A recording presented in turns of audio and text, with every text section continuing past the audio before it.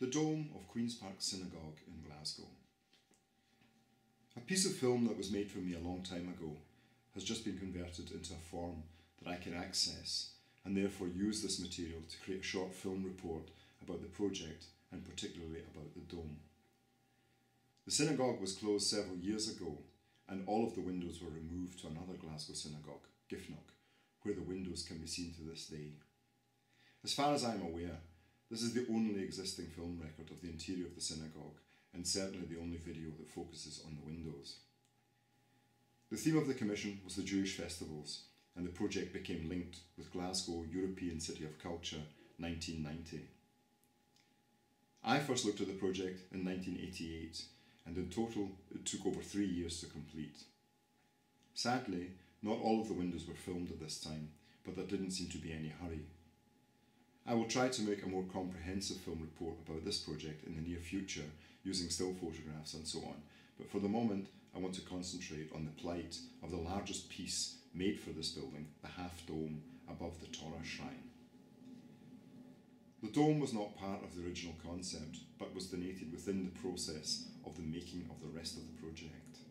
The design and theme has nothing to do with the other windows, which are all stylistically and symbolically related to each other. The Sabbath window, which was located on the west wall of the building, is about the creation, but the dome, situated on the east wall, is the time before creation from the aspect of Jewish mysticism. The idea began with a small section contained in a book, Judaism, by Isadora Epstein.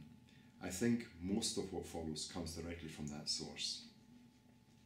The concept for the dome was developed from the ideas contained in the Sefer Yetzirah, the book of creation ascribed to Abraham. It is the oldest speculative work in Hebrew. In it, there is a fusion of mysticism and philosophy which form the constituent elements of the Kabbalah.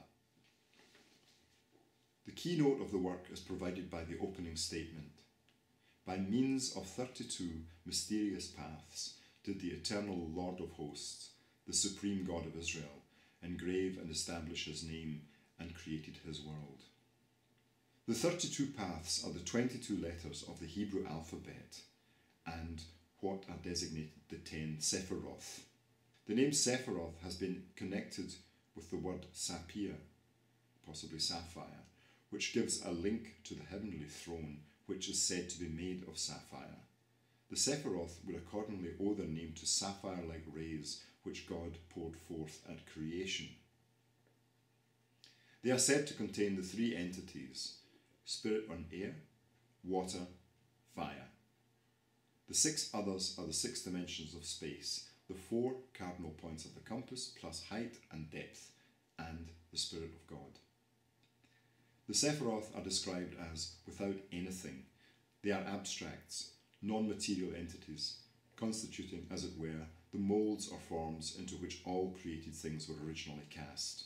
The letters, on the other hand, are the prime cause of matter, which, by its union with the forms, give rise to the world of corporal beings.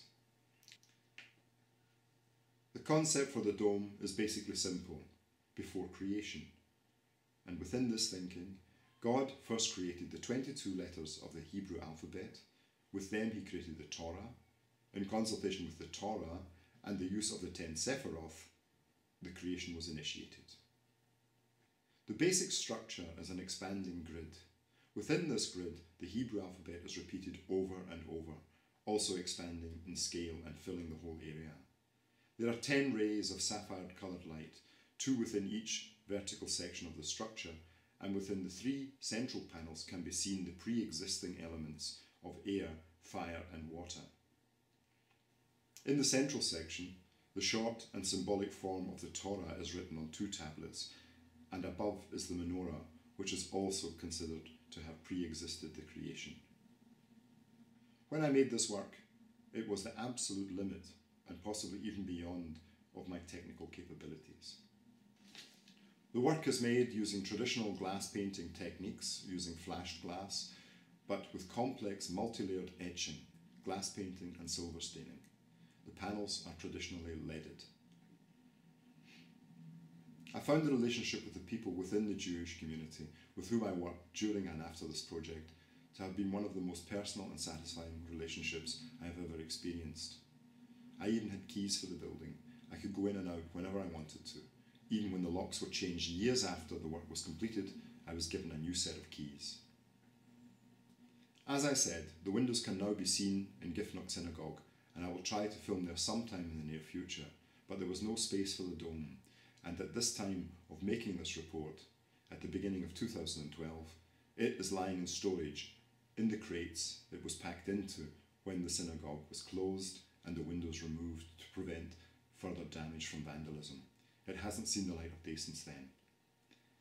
The synagogue project was an amazing project to have made, and it's difficult for me to realise that the dome may never be rebuilt and therefore may never be seen again.